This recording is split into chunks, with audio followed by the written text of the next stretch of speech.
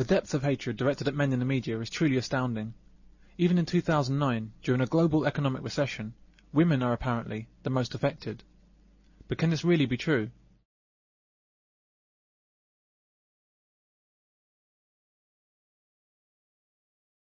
Hello, I'm Mary Honeybull. I'm a British MEP. I'm from London.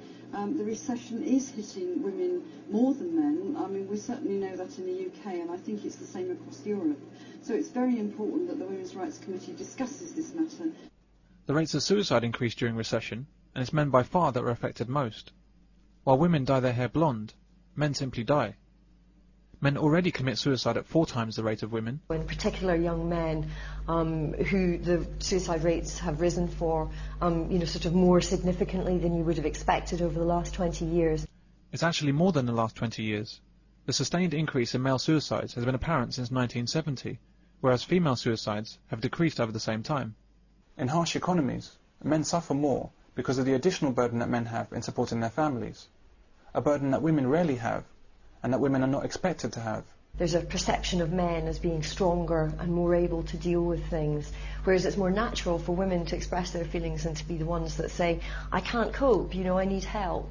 Whereas in our society today, still very much there is this, men are supposed to be the strong, silent ones who can cope and just carry on, and it's difficult to get beyond that, and to perhaps say, no, I do need help, But in news stories about suicide, the fact that men suffer more is ignored. The word men is simply not mentioned. When homelessness is discussed, all kinds of minor statistics may be analysed on the news, but never the most obvious fact that over 90% of the homeless are men. The biggest ever survey into homelessness in Britain, published today, shows as many as a quarter of rough sleepers are over 50. Many of them are parents, but 3/4 of them have no next of kin.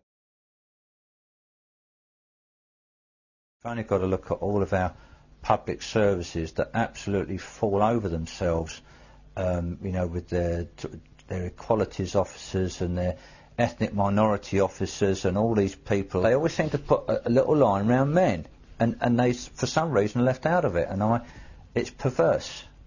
Male suicide figures in prison, nationwide, amounts to 97% of the total. But when the BBC tells us about prison suicides, women are actually the most affected. A higher proportion. So if you had 1,000 men on a battlefield and 2 women, after the day's battle, 400 men are killed and 1 woman. You can see the formula the BBC would use to report this.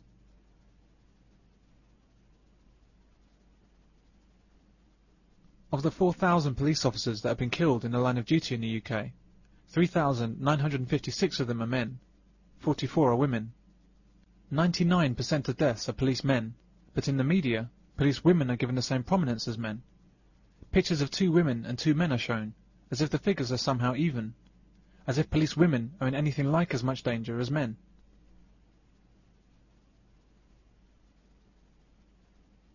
Fully half the story is about these 44 women, out of 4,000 dead.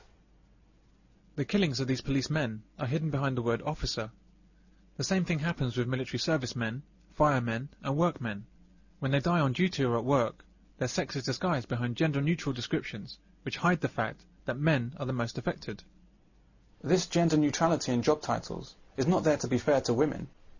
It's there to be unfair to men. You're not becoming a fireman. Firefighter, not fireman. Tell me something. Why don't they call you guys Officer S's?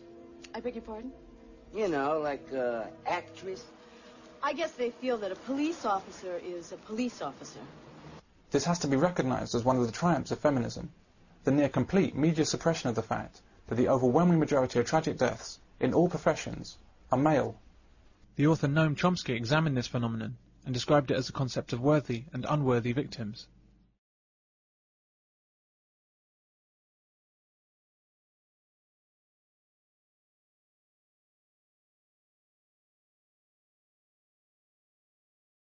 Men are not worthy of sympathy, they're only worthy of blame.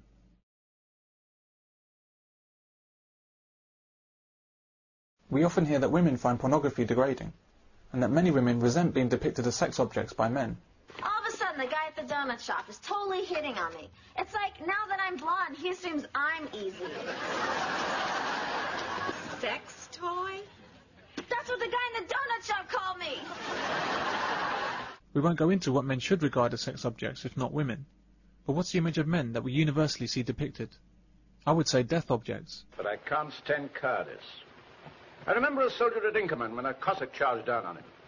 I saw a man raise his musket, fumble with his trigger, and then turn and run. The Cossack's lance went in at the back of his neck and came out in his throat.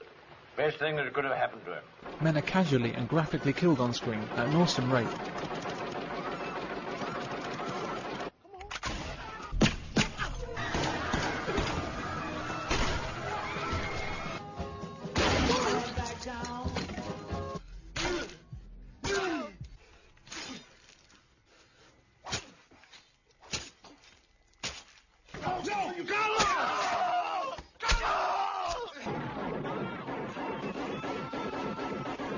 But when women are killed, it's typically off-screen.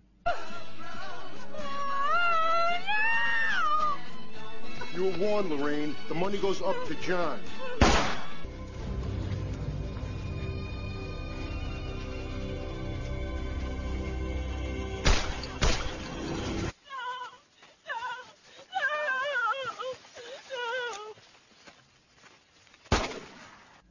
A man's life is so worthless, he commits suicide without hesitation.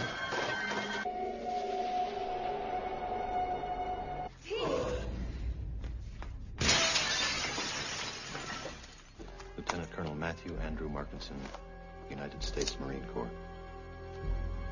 And when he commits suicide, he still can't win. The real reason that Walt took the coward's way out was because he disgraced himself. When a woman commits suicide, does it even occur to us to think of her as a coward?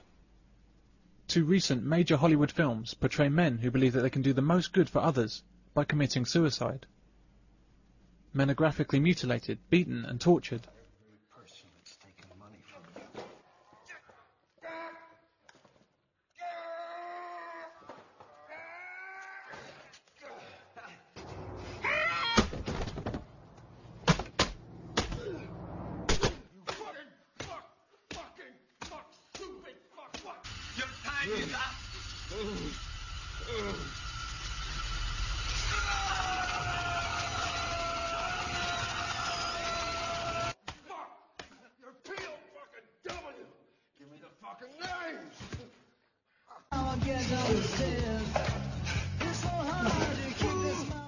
But women are never shown to be tortured, and rarely shown to be injured.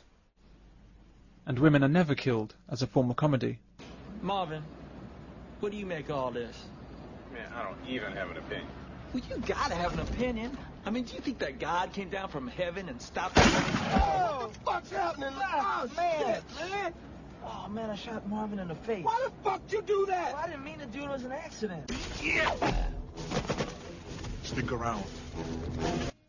I'm gonna make this pencil disappear. It's gone.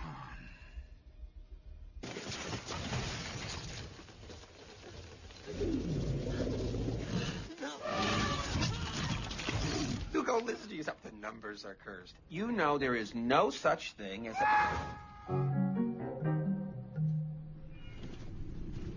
All right, we're not going to take any more of this stuff than we need because nitroglycerin is extremely temperamental.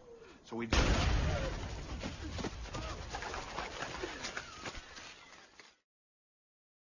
In film after film, we see how men are only worthwhile if they're protectors of women and unpaid bodyguards.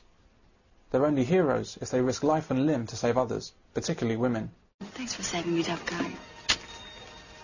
We even have a film that spells out men's worth as clear as day.